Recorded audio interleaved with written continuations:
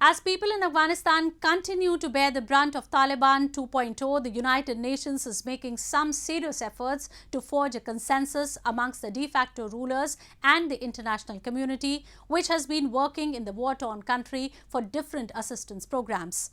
Earlier, the United Nations had to instruct its staff to stop coming to office after the Taliban imposed a ban on working women. While the UN has time and again asked the group to give equal opportunities to women, it has now hinted at dialogue for a peaceful and permanent resolution.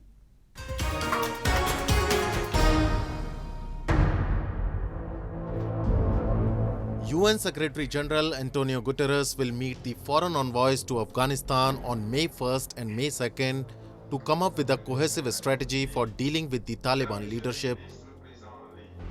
The meeting will essentially focus on reinvigorating the international engagement around common objectives for a durable way forward on Afghanistan. The decision comes in wake of Taliban's stepped-up anti-women decrees that have restricted women from working for the UN or for any other organization. The Taliban essentially do not want to see women in public space. The Taliban claims that it has always respected women in accordance with the interpretation of Islamic law. Since toppling the Western-backed governments after US-led forces withdrew following 20 years of war, the Taliban has also tightened controls over women's access to public life, including barring women from university and closing most girls' high schools.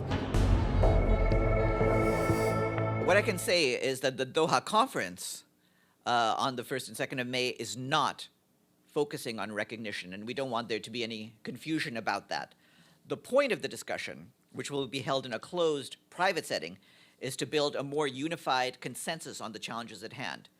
As you know, there's a need to reinvigorate international engagement around the sort of common objectives that the international community has on Afghanistan. And so we consider it a priority to advance an approach based on pragmatism and principles, to have a constructive engagement on the issue. So that is where we will be focusing.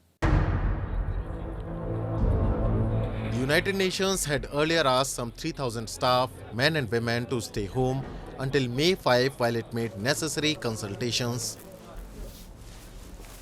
Some officials have flagged concerns donors may pull back on support to Afghanistan's humanitarian aid program, the largest in the world, and that implementing some programs and reaching women in the conservative country without female workers would not be possible.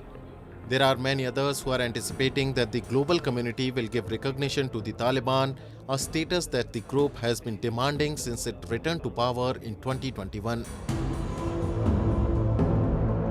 Let me give you a bit on that. The meeting, there will indeed be a meeting in Doha on May 1st and 2nd, which the Secretary General will host with special envoys on Afghanistan from various countries. The purpose of this kind of small group meeting is for us to reinvigorate the international engagement around the common objectives for a durable way forward on the situation in Afghanistan. In December, the 193-member UN General Assembly approved postponing for the second time a decision on whether to recognize the Afghan Taliban administration by allowing them to send a United Nations ambassador to New York. The Taliban have imposed a series of restrictions on women's access to work, education, and public life. Countries around the world have been asking the group to remove these restrictions, but the Taliban haven't cared to give any attention to these appeals and demands.